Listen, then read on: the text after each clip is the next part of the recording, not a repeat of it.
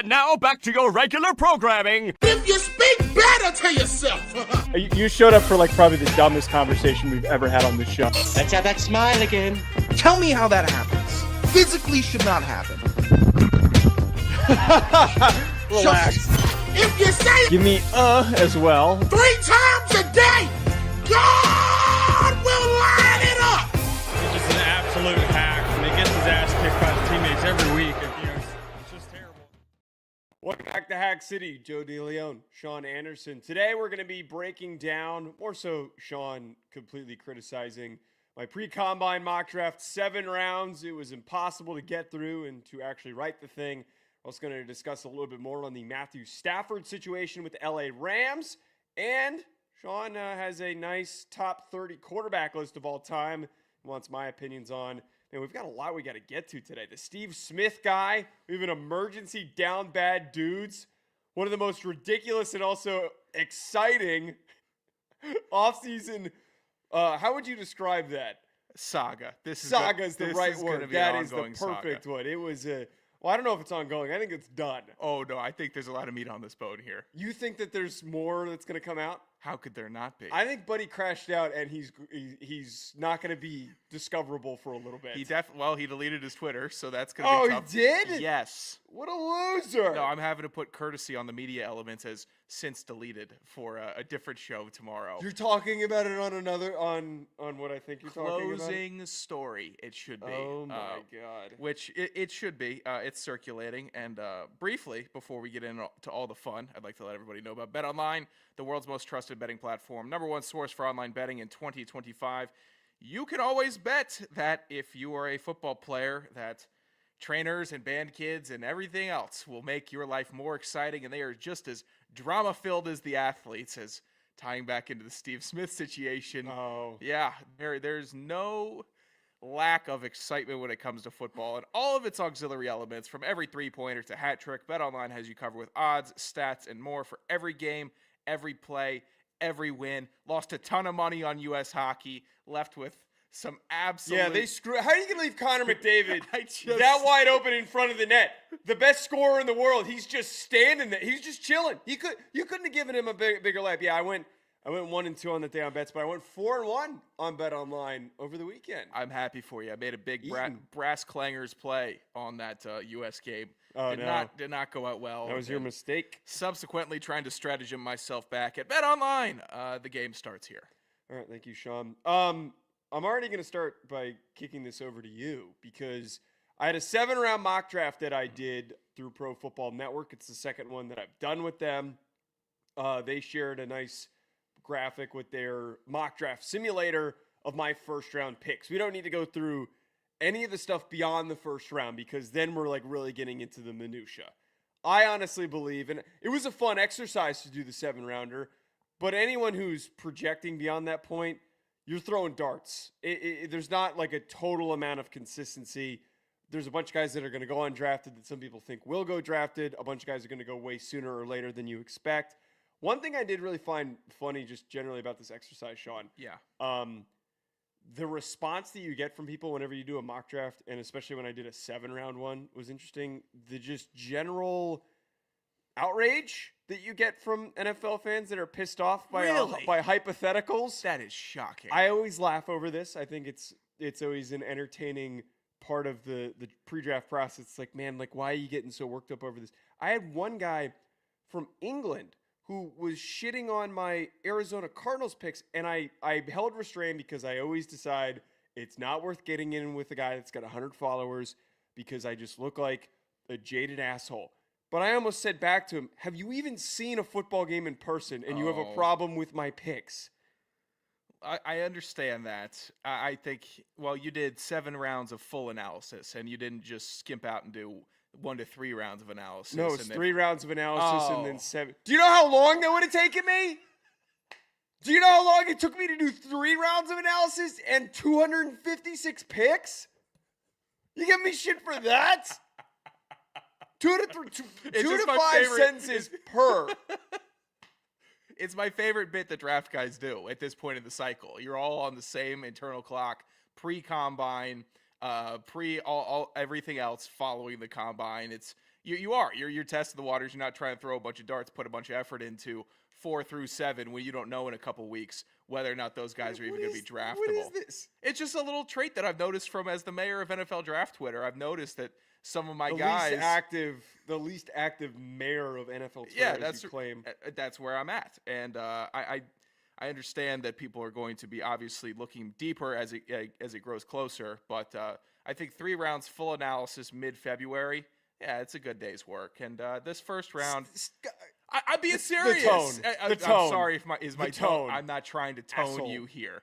But yeah, you changed some stuff up. I'm going to lead with my team. We're going to kind of jump all across the board here. Yeah, just go wherever you feel. First go around, you had Mykel Williams, and now you have Mike Green as the Atlanta Falcons pick to solve their. I'm only going rush edge woes. going forward. There's too many edge prospects for them not to go edge. If they go another position, I'd be shocked. It doesn't make any sense. So what bumped Mike Green up and Mykel Williams down? I wanted to just go in a little bit of a different direction. My analysis on the pick, and you had shared this criticism when we talked about the first one, where I said that Mykel Williams is a really gifted prospect, but he was super unproductive in college. He does not have a lot of sack production, which you were jaded by, which was totally understandable. So my thought was, okay, Mike Green, he is not in the 8.5, 9 out of 10 athleticism, but Mike Green's probably more of an 8. He's still a good athlete. He was a lot more productive at Marshall. He had multiple games against Power 4 opponents where he had good production. He had a really good game against Ohio State. He's got really good hands. It's just a different style rusher that I thought would have made a little bit more sense because of this weird hatred for non-productive edge rushers that came from you. I would just hope that the edge rushers are productive personally. But I like this. Okay. I loved what I saw from Mike Green at the Senior Bowl. His attacking of the tackles was perfect. Brought all the juice that I wanted to see from an edge rusher. That's how you show out. Off the field, there's rumblings. I haven't cared much to dive into the rumblings. I have heard about this. He well, no, it's not. I mean, it's not like it's not public. He had a off-the-field incident when he was at UVA. Okay. Alleged. I don't know what the full outcome of it was. So that's what I saw also. Yeah. Yes. All right. So there's validity to that. I don't think it's going to impact his draft stock because it has not been one of those things that has really carried a lot of water. Is that more because it was his freshman year? Is that more valid than the James Pierce Jr. angriness that we've seen circulating? Because I can't confirm that. Basically, a guy tweeted out that he went to high school with James Pierce Jr. It was a burner account. Yeah, I don't trust. That's what I'm following. If there was any smoke, there's this bit that people do, which I think is a good bit, where people just tweet really mean, negative things about prospects and say yeah, this guy's a really bad guy because they want him to fall. Whatever is on Twitter, if it's not coming from a verified NFL source, I'm not trusting it. Okay, well, I saw that buzz. I'm sure you would love for James Pierce Jr. to slide. Oh, if he could fall, oh yeah, that'd be 15. Perfect. Oh, if he slid all the way there, that's great. Okay, let's just get to pick number 1 here. You got some hubris, don't you? With the Giants trading up for Cam Ward at their quarterback, thinking that the Giants are a quarterback away from fixing their problems. That was not my logic at all. What was your logic here behind the Giants trading up for a quarterback? Desperate as hell. Okay. Joe Shane, Brian Daboll are on their last legs. This is their last chance. So the way that you save yourself is not by going and getting Matthew Stafford. Yes. It's getting Cam Ward. It's Cam Ward coming in and making a lot of really good plays and looking exciting and gifted. Maybe they just missed the playoffs. That is how you buy yourself some time. Say if they went 7-9,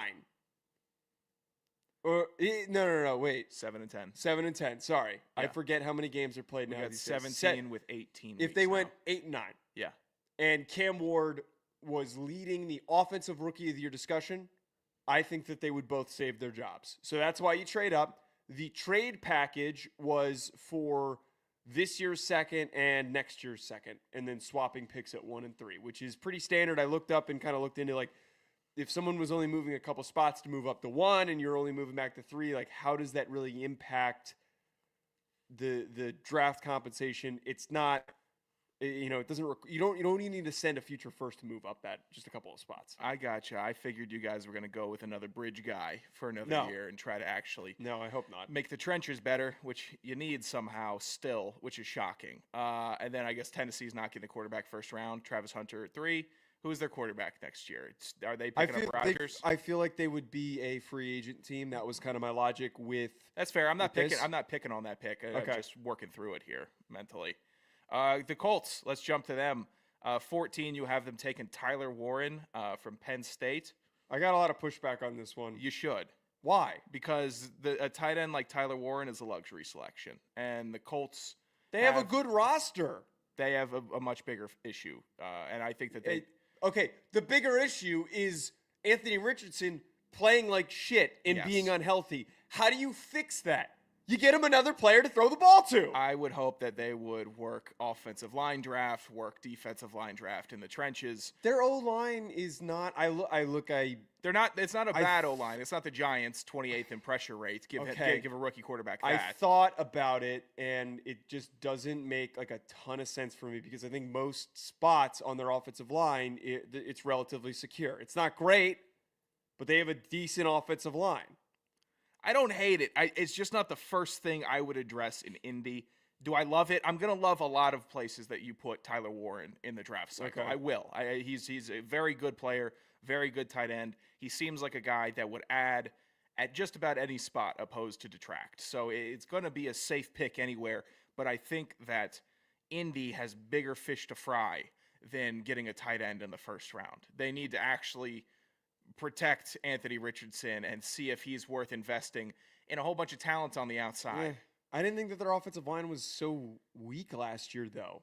I mean, he was Because getting touched a lot. Will Fries, but how much does that have to do with him holding on to the ball too long? How much is that actually? I need to see if he can handle a clean pocket because he has the physical traits for me to want to invest. But if he can't handle at least a clean pocket, then somebody else that we can bring in will work within that clean pocket. That's why my priority mentally is let's get him more options so he makes decisions quicker and he gets the ball out quicker.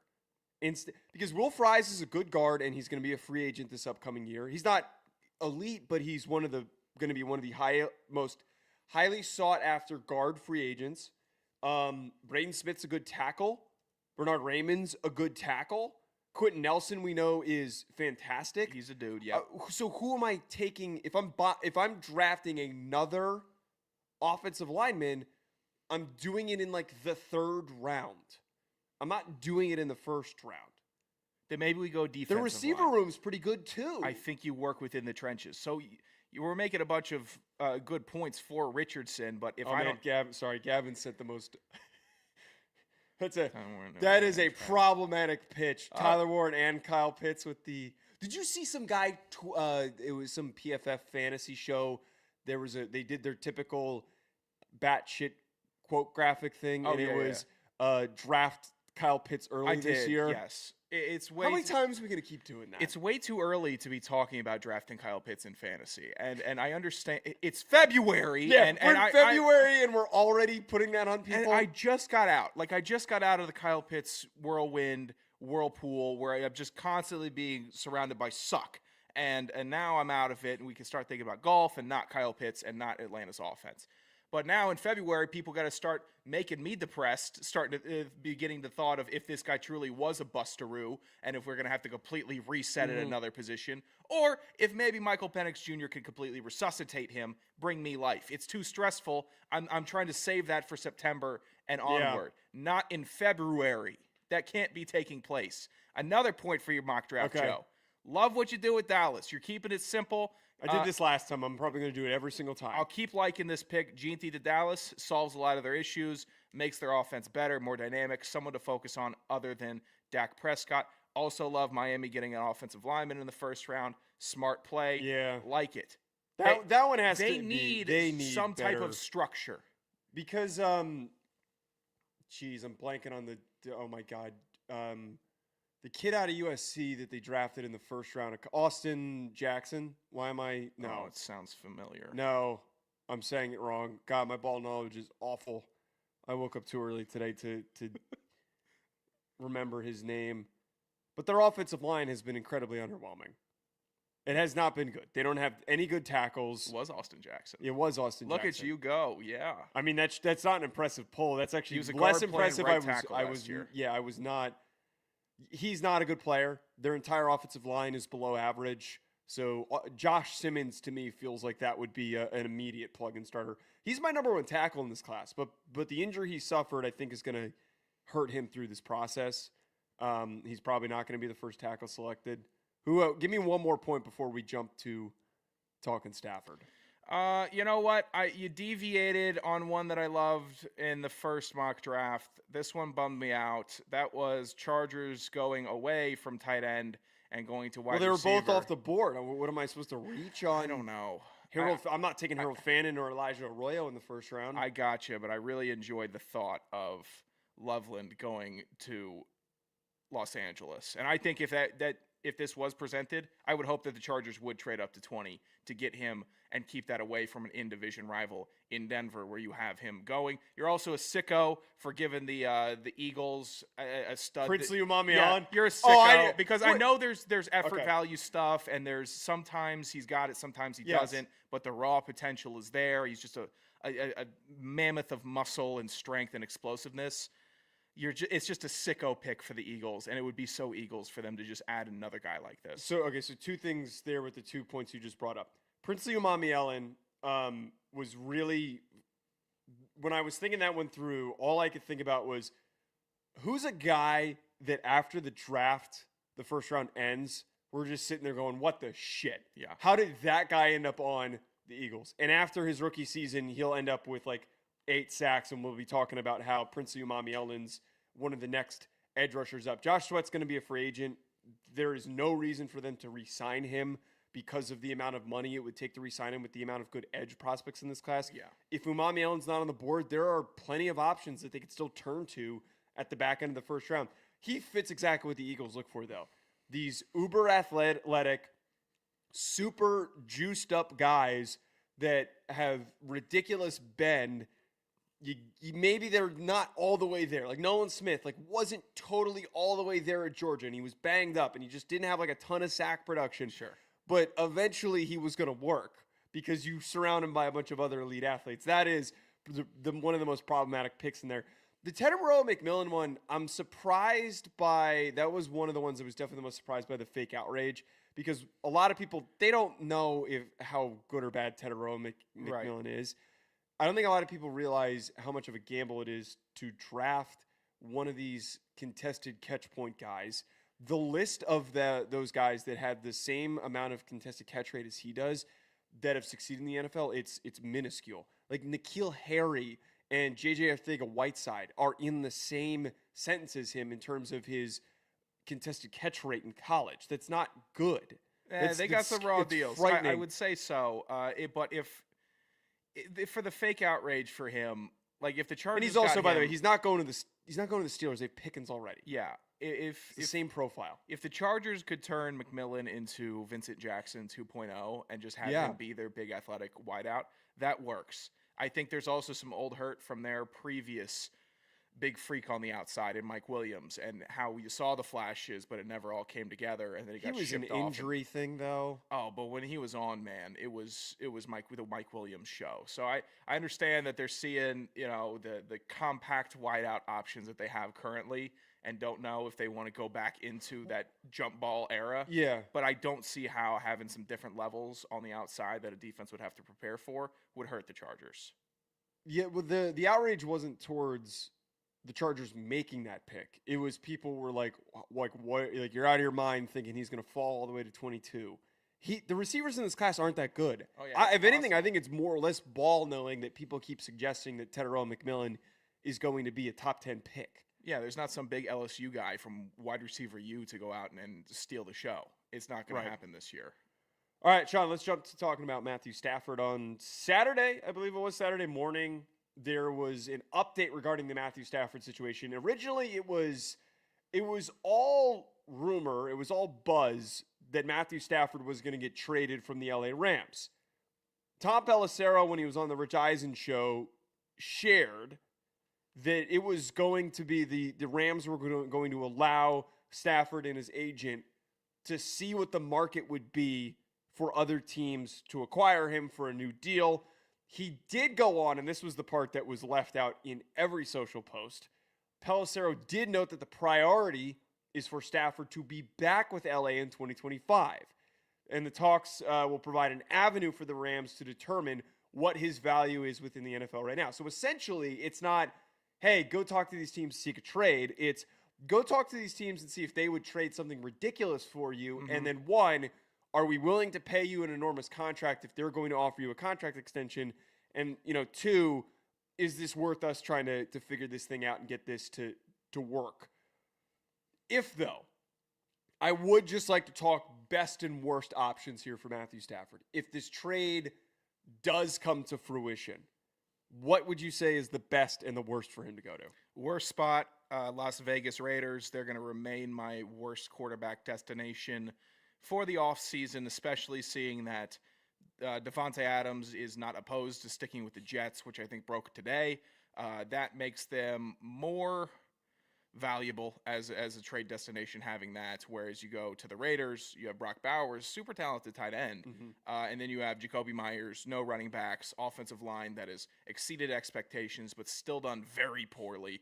It is an awful franchise right now for an offense, especially an offense that would have an aged quarterback like Matthew Stafford with injury problems. He needs to go somewhere with a clean pocket, and right now it's technically the Minnesota Vikings are still a quarterback destination landing spot at this current juncture with their Darnold issues still being floated in the air. So that's the best spot. Worst spot is the Raiders. Middle spot, it's like the Browns, who have like the best offensive line out of all the garbage teams. And then I don't think their offensive line is they that have running good. Backs.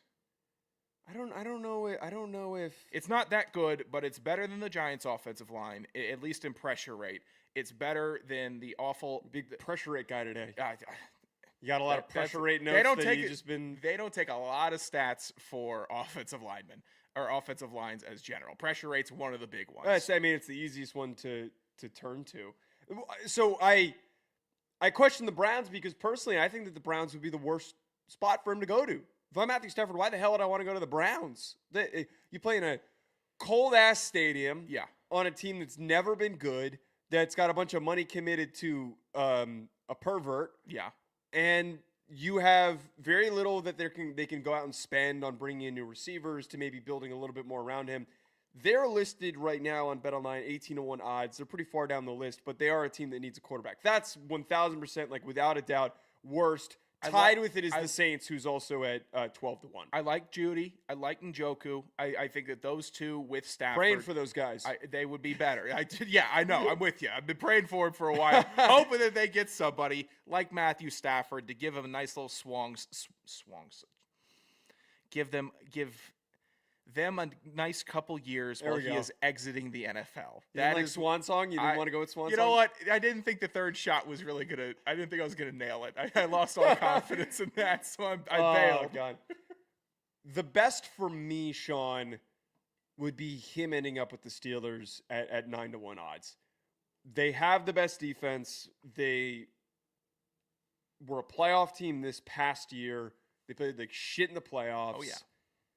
You bring him back, or you bring him onto this roster that has a couple of decent receivers. You have the opportunity to maybe trade for and go bring in a couple more options, or draft somebody this year, bring in just a little bit more weaponry for him to throw to. Their offensive line, they invested a ton of draft picks in that offensive line over the past couple of years, and it has improved dramatically year by year. And I think this upcoming year is going to be their best year because at the bare minimum, Fotano, who's the youngest guy, is going to be in his second year. So that you're already starting to get more experience. So that is the best roster for anywhere to land.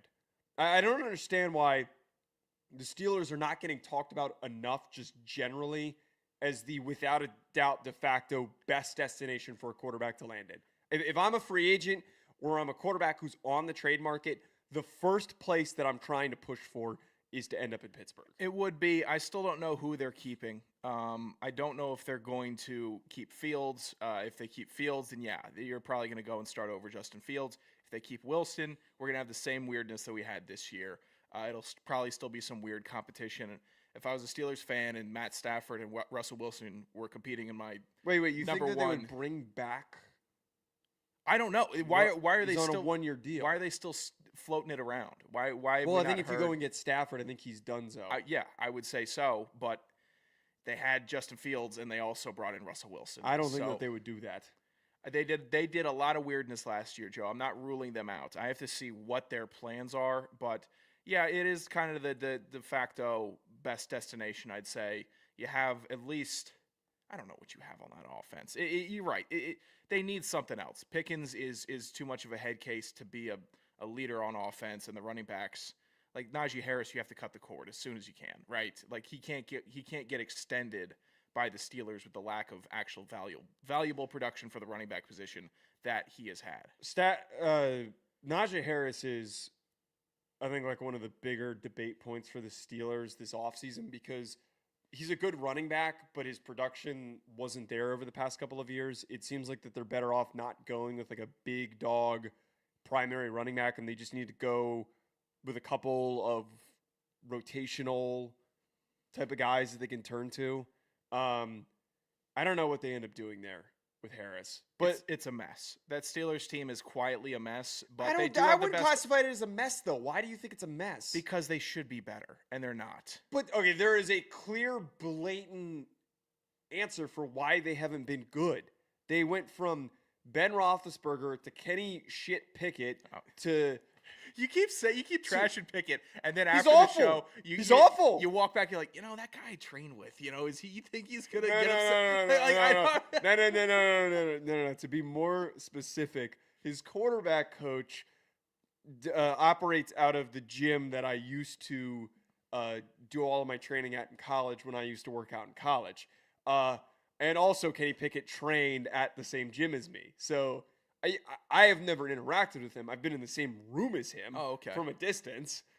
Could you feel the aura? Any aura, No, Max? he's one of the most auralist people. So he was awful. Then you try to get Mason Rudolph, and you try to get Mitch Trubisky, and see if you get anything out of him. Trubisky and then we had some aura. We tried this stupid double-headed whatever it was with double-headed goose, I guess we could call it, with Justin Fields and Russell Wilson. That didn't work.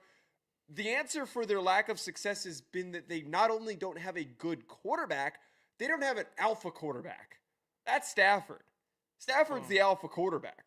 Russell Wilson shit his pants in the playoff game. I watched him shit his pants on Christmas Day. Completely crapped his pants. I'm not sure how alpha Stafford is. I get exactly what you're talking about football field.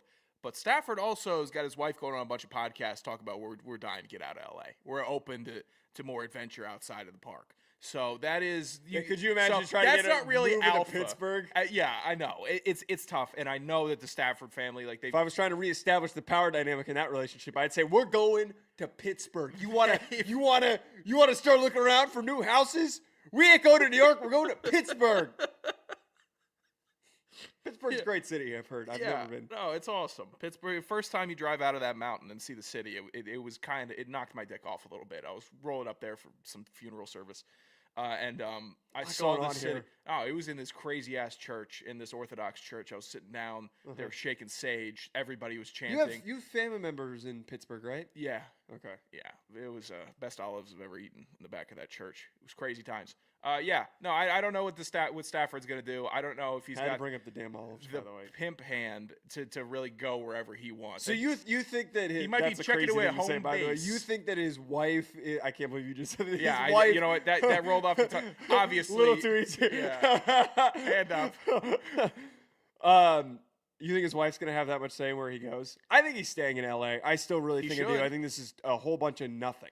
It's good offseason nothing. I'm grateful for the nothing, but the smart play for everyone around is have him stay in LA. Rams will be competitive again this year. Maybe we start seeing some age at the end of the year. They're in for the next big time quarterback lottery. We know their F them pick strategy. I think they could be players next year for a quarterback. All right, Sean, you dropped in here very quietly. You dropped in here your top 30 quarterbacks of all time list. There was no discussion ahead of time. You wanted to hear my thoughts on this, apparently. I hate this list already, and I'm already. How come? So first of all, screw you for putting first quarterback out, and just this didn't need to be put in there. That you put Eli Manning. That you had to write first quarterback out Eli Manning. Write 31st. You should have written 31st if you're going to do that. That's a dickhead thing to do. Number one, top tier dickhead thing to do. That you did that. You didn't need to do that. Don't rub your eyes at me. I toiled with Eli this whole time. Bullshit. I did, because Eli's actually got decent stats. You got some crazy dudes in here over Eli. He's got the who shouldn't be. We're gonna get to it. We're gonna get to it. There's a lot going on here.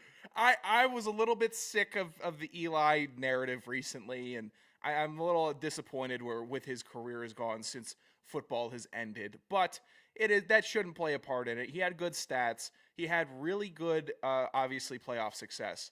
But he was the best quarterback of the golden generation of quarterbacks, circa 2003 to 2014.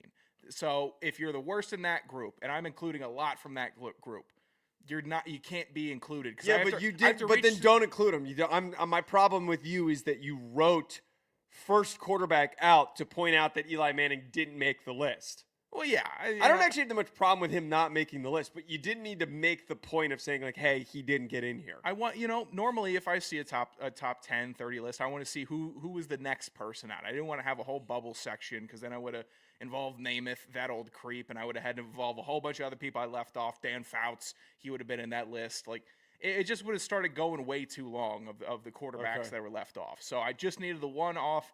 Eli Manning, 31. First on the list, you have a number 27, Josh Allen. I'm not for him. It's too soon. That's too soon to put Josh Allen onto a top 30 quarterback of all time list this early on into his career. I'm not for that. You have Lamar on here too, a little bit further up. Wait, where do you have him? You have him 20th? Yeah. I don't mind Lamar because he's so specifically unique that he's done the double-edged. Let me rephrase. He is the greatest mobile quarterback, dual threat quarterback that's ever played the game. Yes. He deserves to be on the list. That's why he's on the list. Because he is the only one in that category that's at the top of the category. Josh Allen, that's way too soon. I can't put Josh Allen onto a top 30 list. And don't play the game of asking me, who should have been on there ahead of him? No, I'm not doing that shit because I don't know off the top of my head. But 27 feels a little too much. You know what? I was wondering with Allen, and it was tough, but I see so much Cam Newton in Josh Allen, and I see so many parts where Allen elevates past Newton's game, and Newton's sitting at 30, most physically dominant quarterback that we've seen with the ball in his hands, like running through defenders when he's carrying it, like he's a big ox. And I think Allen is a better Cam Newton. And if I think that, I have to put him over Newton on the list. So 27, couple spots higher. He's tracking really well, Joe. He's really tracking well for top 30. Two guys that I don't like on this list. 25, Boomer Esiason. I think you like him more as a host, and you found a way to put him on there. Do you want to tag him? Maybe he'll give you a little bit of a pat on the back for putting him in here. I didn't feel like tagging the Boom. Because what did he do besides the MVP that he won? Yeah, he was just a good quarterback of the 80s, man. That's all it takes? I think every era needs some type of representation. And he wasn't the best quarterback. He wasn't the quarterback on the best team, or else I would have thrown stupid McMahon on there, but his career was an albatross. So I put Boomer in there as like that third or fourth guy from the 80s that was being competitive, uber consistent in his first couple years. And he was playing in awful Cincinnati with nothing around him. So, you know what? Boomer gets on my list. He does. I also have a lot of disdain for you putting Matt Ryan at 24. Yeah. Are you kidding me? I get it. No Super Bowls, one MVP. That's enough to be 24th all time. He's got great numbers. He's got great numbers. He does. He's got great numbers. In the modern era, yeah, he's 8th all time in passing yards and 9th all time in passing touchdowns. I think that we kind of need to, and take into account inflation with some of these numbers for some of these guys to be that high. He won a deserved MVP. Okay. He has one of the most embarrassing losses in Super Bowl history. His passing numbers, his playoff passing numbers, not his fault. He's a top 5 playoff performing passer all time. I think in yards per game, not very good touchdown to interception QB wins ratio needs to be brought up a little bit in these conversations. I'll give you that. The QB wins in the playoffs for Matt Ryan, a little tough. Yeah. But when we're looking at past golden era quarterbacks who are going to be the absolute sharpshooters behind Aaron Rodgers in that era, behind Russell Wilson for sure, but just had that absolute golden. He was a consistent professional playing quarterback, putting up 4,000-yard seasons after I think he had 10 straight 4,000-yard seasons in Atlanta, and overshadowed by some other dickhead Drew Brees that had a whole bunch more. Who's a lot better? I don't know a lot better, if that's the term I would use. Yes. No. Are you kidding me? If we're talking about like it was the Peyton and Breeze show for a decade. Matt Ryan never got success. Yeah, he didn't get He never got more than 3 years of an offensive coordinator. Yeah. Well, gee, I wonder why they had to keep bringing in new offensive coordinators. Now, I will say this. For the challengers of Matt Ryan. One of those guys went on to be a great head coach. How many other offensive coordinators in Atlanta actually went on to do Who's a great head coach? Shanahan. No. Huh? He's a good head He's coach. been to two Super Bowls. Well, how many has he won then, big I boy? question your ability how many to rank has he won? things. He been to 3 Super Bowls, OC in Atlanta, pissed down his But leg. he doesn't know how to 2 rank Super anything. Bowls, No, I know how to rank, pal. I don't know about that. Shanahan, 2 Super Bowls, 2 embarrassing losses. Give me a break. I'm perplexed. So now all of a sudden that has a lot of weight. Playoff performance and Super Bowl performance is a lot of weight, but it doesn't really. It's okay, Matt Ryan. You tried, Matt Ryan. He made one of the best throws in Super Bowl history. And because Devontae Freeman can't block. Oh, you're just best a sick throws. puppy. Good job. Can I tell you a name on my list that I'm still not happy with personally? I'm I'm not done shitting on it. But go ahead. Okay, I was just going to ahead. interject with one. Okay. I hated having to put Troy Aikman on this list. Why? His touchdown to interception ratio, god awful. And I had to write in. I am crying about it. Cry about the touchdown to interception ratio as much as you want. It's still three rings. I'm now on the opposite as I reread articles like a narcissist and to check all my typos.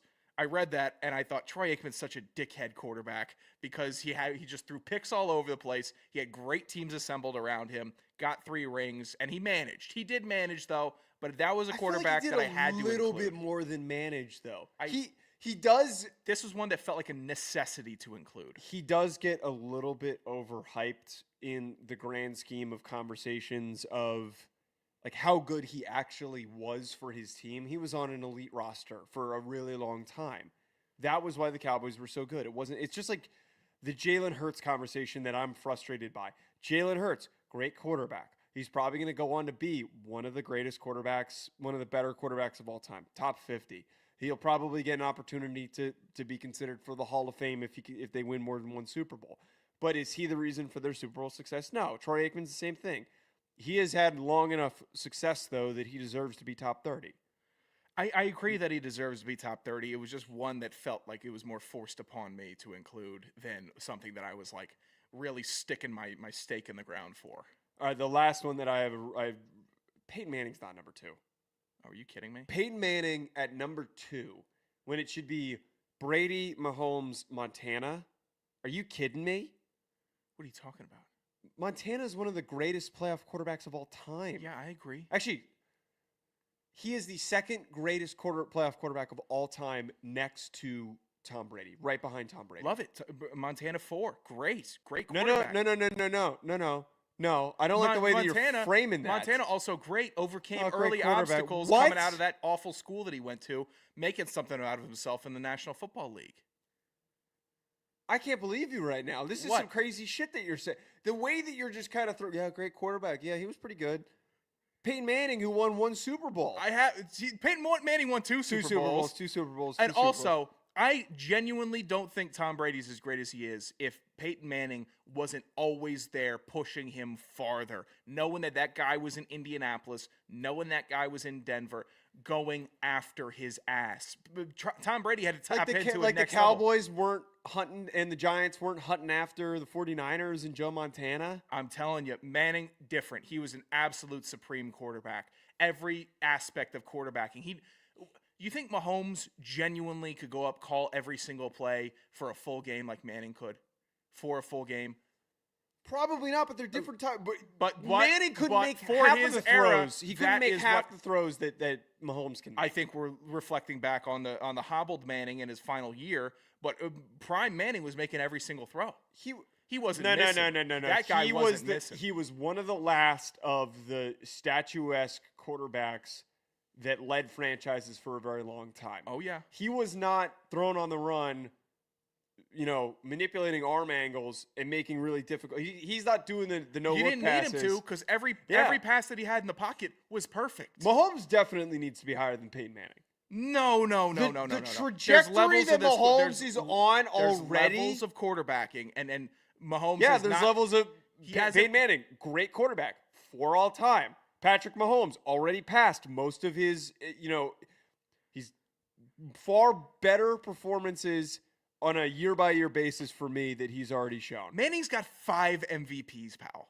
That is insane. Like I'm just How saying. old is Patrick Mahomes? Yeah, exactly. He hasn't had a shot to pass Peyton Manning yet. That is legacy. That is an absolute cornerstone legacy quarterback you have to pass in Peyton Manning. He hasn't passed Put him yet. at 4. Put who at 4? Peyton Manning. I'll be damned if I put Peyton Manning at 4.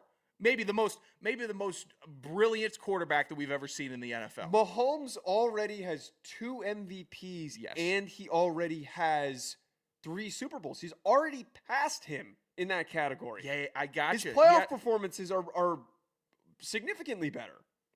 Joe, I'm just telling you, he's not a better Recency bias quarterback. is affecting this. I think it's recency bias also because Mahomes is still playing and in the league, and his I stories are in. watched It's not a Manning's whole career. Yeah, I got you. But we haven't finished Mahomes' career to make this a certainty that he's certainly better than Peyton Manning. Gavin says that you better have put Phillip Rivers in here. Where did you have him at the back end of the top 30? I think I have Rivers at 26. Yeah, you had him at 26. Yeah, he's one of those guys that's Rivers like gets included. I was thinking carries a lot of water for the stats that he had. When we were talking about this last week about Stafford and whether he was going to be top 30, I was pretty blasé about Stafford not being top 30. You start going through the ranks and start seeing the numbers that some of these modern guys have put up and start really reflecting on their careers. These are top 30 guys. Rivers is a top 30 guy. Absolute year in, year out, ball daughter, FU attitude, and just didn't do shit in the playoffs. He didn't do anything because Yeah. Oh, you know why? Who was booting him out of the playoffs every year? Oh, Peyton Manning was. Oh, sorry, you can't make it. I'm gonna go and I'm gonna be battle with Tom Brady in the championship game. All right, Sean, let's hop on over to we typically do Down Bad Dudes on the Tuesday show. For anyone who doesn't know, Down Bad Dudes is a segment where we either discuss in our personal lives, mostly Sean's personal life. Mm-hmm. We talk about our Jesus Christ. I opened Twitter and this is the first thing. Where are you rolling it to? Oh, yeah, that's great. Why does he look like that? I don't know, man. Why does Chip Kelly look like that? Chip's had a weird run. Everything from when he came to Philly and afterwards, dude, come on. He's had a weird. Why is his face look like that? Chip's had a weird run, man. I don't know what he's doing. He's talking about a down bad dude. I think he... Brother needs to get some air. Hopefully gets a tan too. Down bad dudes, Sean, is where I'm already cutting off whatever you were about to say. I wasn't listening. I was too locked in on how weird Chip Kelly looked at his picture for the Raiders. Why, Chip? Down Bad Dudes is a segment though where we talk about guys who something in their dating lives not going so well. They're going through it. Yeah, bad beat. We talk a lot about Sean too. His lack of success. He's been the main focus. But today we have to talk about what happened with this guy who crashed the hell out on Twitter yesterday. Because Steve Smith, the legendary wide receiver, is banging his wife. He tweeted, "My wife works for the Marching Ravens. At Ravens, she met Steve Smith Sr. at work. Steve Smith has been fucking my wife. I got receipts. I got a lot more." The text thread and the exchange of the screenshots that he pulled from her phone are ridiculous. I'm not going to read a lot of these because it gets pretty graphic. A lot of detail about That's how a Hall what of Famer he's working talks. with. That's how a Hall of Famer gets Yeah, active. no, he had some he has some juice. He sent the picture of him where he's like kind of like looking down on his phone. Yeah. and Because he knows he doesn't need to hit an angle. I'm Steve Smith Sr., baby. Come on. Come get some. The most ridiculous smirk. I sent that today. I texted that picture to my girlfriend. Because I texted her because I was visiting this weekend and I was like, oh, I won't get to see you for a couple weeks. Then I was like, but I'll be there in April, and I sent the picture. That's how you let you know, let your girl know. Hey. This is what's coming. But the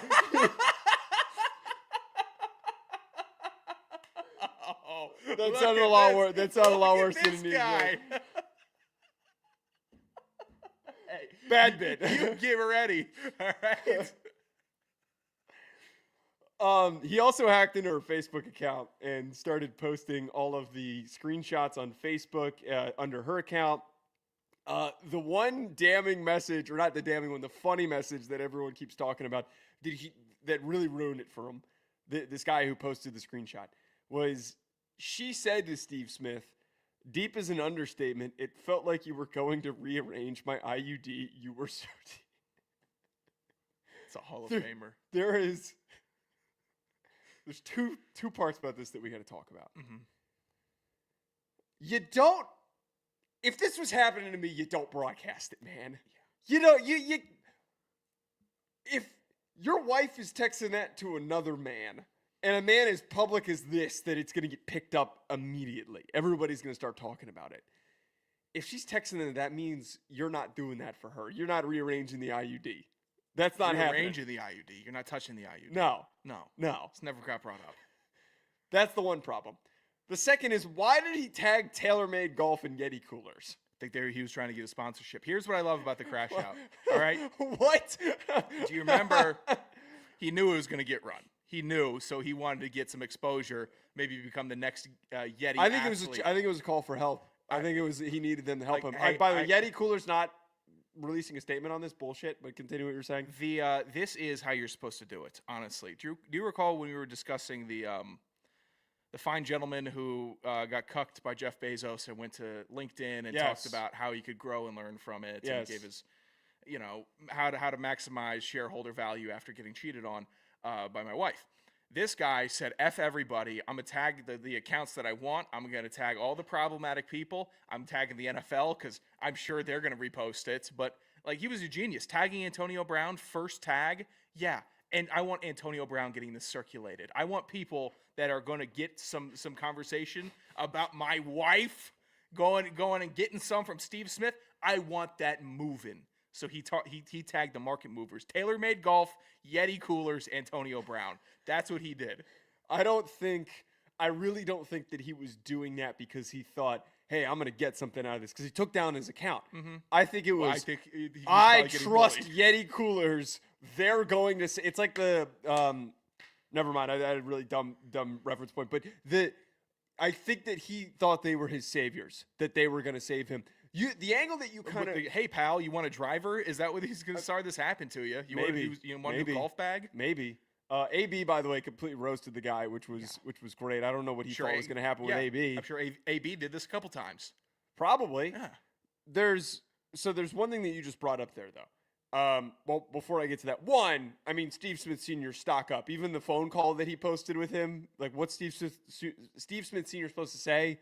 Except for I'm sorry. I mean, he won the situation. I have so much more respect for Steve Smith. I think this is when you're in your 40s and 50s and you're single. This is kind of what you just do. It's not entertaining to date other single adults. I think that's just rampant cheating. That's my understanding from what you hear from other 50-year-olds. I just think that that's how you get over 50. And if you're single, you're better off just trying to ruin somebody's marriage. But Steve Smith wasn't single, though. He had a wife and a family, I think. I don't know. His wife, Angie Smith, married 2000. Oh, never mind. So, yeah, inside, the Mirror U.S., inside Steve Smith Sr.'s family, including wife and 4 children. Did they, but we don't know if they're not, estranged or divorced. This is not looking good for Pal. Okay, so he's probably in some shit. The second bit with that, though, and you kind of brought this up. I was thinking about this yesterday. Of if I were to get cheated on, mm-hmm. the better route is to not Be public with it. Oh yeah. Yeah, the better route is to just like kind of boss up on your own and move on. But the other side of that though, Sean, is why wouldn't you want to publicly crash out? Like take advantage of the opportunity to publicly crash out. It's so tough because on one hand you're like, I got cheated on.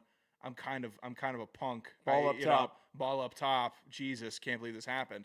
And then it's also, I can't believe that she did this. I'm going to let everybody know that you are susceptible as well. You can get caught up in the mix. Steve Smith Sr. is coming for your wife. And it can be just completely opposite ends of the spectrum. Steve Smith Sr. played in Baltimore for 3 years. This lady's been working with that Baltimore Ravens band for years. How often would you even think, like if you're her husband, thinking like, well, I probably don't have to worry. I met her other bandmates and everyone else there. They all seemed fine. And I'm a pretty smart guy. I don't think the football players would ever dabble with the band people. No, that's not how athletes operate. Athletes are just sniff. What is this? Oh, no, cheerleaders, not the band people. Yeah, they're just constantly sniffing. They're looking in the stands, everywhere. You're never safe if you're working around pro athletes. If you're a dude and your wife is going to work in some facet around them. Does it happen professionally? Everyone gets by happy most of the time, but it's never certain. Never 1 minute is it a true certainty that loyalty is going to stay there. Because they're pro athletes. I'm very caught up, though, in the thought of, like, I want to know the discovery process here. Like, I want to know how he found out, going through his wife's phone and realizing, why is Steve Smith Sr. taking these goofy pictures of himself smiling like an idiot? Oh, what are they doing? Headshots? What's going on here? What's the caption? Oh, my God. What? Did what with the IUD? God, she has one? How is that possible? No, that can't be right. I would have heard something about that. No. Oh, no, it would have been awful. And then I think he's probably just going to start asking her just the questions like, hey, he rearranged that, huh? Right? All right, I'm going to rearrange this marriage. I'm going to rearrange that ring back into my hand, sell it, give myself a boat. That's what I'm going to do. Get the hell out of here. I don't know if anything's going to top this guy for Down Bad Dudes. No, this is legendary. All right, Sean, we got technically 2 mailbag questions. One of them's a mailbag question from Rack, and then the other one, which I don't know. Can I read that? Oh, the Rack question? Yeah, I think you're going to read that one. I'll read it. Okay. And then the other one was a comment from a very unsuspecting source that we had on one of our videos. Sean, this is the hack bag. Oh, wait. Before you hit it, 201-834-4308. Call in, leave us a voicemail. Any thought that you have. If you want to submit a bad beat with a bet, something bad that happened within your dating life that you want to be featured on Down Bad Dudes, as long as it's not you getting cucked by Steve Smith Sr. Maybe we would take we wouldn't mind breaking the news though. If you were involved. Yeah, if you wanted us to handle that situation for you and wanted some advice, we certainly could. Whatever it is, call in, give us your questions. 201-834-4308. This is the hack bag. The mail never stops. This is the Hack Bag. Hit us on Twitter for questions or call at 201-834-4308. All right, first comment that we had was from Elf Kids Videos, who commented on our Aiden Hutchinson, Myles Garrett video. Chill, boys. Cut the negativity. This caught my attention. I clicked on the account. It has 1 million followers, subscribers on YouTube. And it's exactly as it sounds. It's a kids' YouTube channel that publishes interactive content for, like, it's cartoons for kids. That's what this is, with 1 million subscribers. Who the fuck does this guy think he is? I just don't know. Telling us to chill out. What did he think that was going to come out of this? Who are they, and why are they telling us to chill out on a video that we didn't even say anything negative on? No, that was pretty benign. Why are we chilling out here, pal? You chill out. All these whack-ass illustrations. I mean, there's not enough production value for this guy to come in here. Yeah, these videos look awful. Telling me to chill out. Honestly, this one is just more confusing because the lanes of both parties couldn't be farther apart from each other. Like we are never in the realm of discussing whatever their content is, and they're never in the realm of discussing what we talk about. How did they even stumble across our video about Aiden Hutchinson, Myles Garrett possibly teaming up? and then becoming superheroes in Detroit. What are we chilling out for? I think we were pro Aiden Hutchinson. Oh. You think we're going to get... Copyright claim because we're playing this? That is... Do you know your colors? Can you say them with me? Do you know your color, Sean? Red. I'd be a little troubled if my kid didn't know his colors this well and he needed this illustration to... This is, you know what? This is a parent's job. You shouldn't be making videos for teaching colors, honestly. My kids aren't watching color videos. We're watching ball. There's only ball going on in the living room. Yeah, you see that red? Yeah, the Patriots used to wear that all the time with the helmet. That's the white and the blue and the red. Yeah, you see, that's 1 and that's 2. That's Tom Brady, Brady. What better way to learn how to learn numbers with the numbers on their jerseys and then the statistics that are on the screen and then all the colors? I think and violence. My brain was jump started from like age 7 to 12 by just having a PS2. I think as a kid because I started learning everything. Okay, I learned how to drive. I thought you were going with that. I learned how to drive. I learned bigger words, football words, playing Madden all day, everything. So yeah, I think. Yeah, you turned out great. These turned out off the grid. Oh yeah, that's great. What did you study? You were watching Little Einsteins all the time? No. I don't know what I was doing. Kind of you were blacked running around out for a bit. Getting knocked in the back of the head with Mr. Potato Head pieces. Yes. Running around that crib. I was blacked out for a very good amount of time. I saw where I don't you came remember. from. You came from the trenches. Hey, all right. Lord. I just don't like this guy's tone. Why is he telling us to chill out? Here's this twin bed for you, Sean. Wait, was this a twin bed from the 1600s? We didn't have a house that was it wasn't the house that I grew up in that you were staying in. That thing was making creaks and moans. I'm glad you survived. I'm glad you survived. Read Rack's question. Elf Kids videos. Go screw. Yeah, go screw. Unless you're a fan. You know? No, I don't care if he's a fan. Oh, really? Oh, you're turning on him? He's gonna watch him come out with a. He's gonna come out with a. Jesus, what's the word that the for rappers use when they a diss track? Yeah, he's gonna come out with a diss track for us. It was just would it just be in that rinky dinky children's beat also? Actually, I'm changing my mind here on Elf Kids. F A T. I'm turning around here. Elf Kids videos. If you guys could make a diss track, I think they were subscribed to the channel. Oh, okay. Well, then check it out, I guess. All right, ball's in your court now, Elf Kid videos. Yeah. Second question here from Rack. He requested to give us a normal question and a Rack question, and it seemed like he was hurt because we didn't answer the Rack question last Thursday. So now we're going to make What was the Rack question? This is the Rack question. Oh, no. For an industry-leading show on ESPN with daily primetime slots, but you had to muck Bonnie Blue's barn to get it, would you do it? Rack. Wait, for an industry-leading show with daily prime slots, but you had to muck? That's tough, Rack. I'm kind of at a loss for words. You want to say no. I don't know if I want to give an answer to this.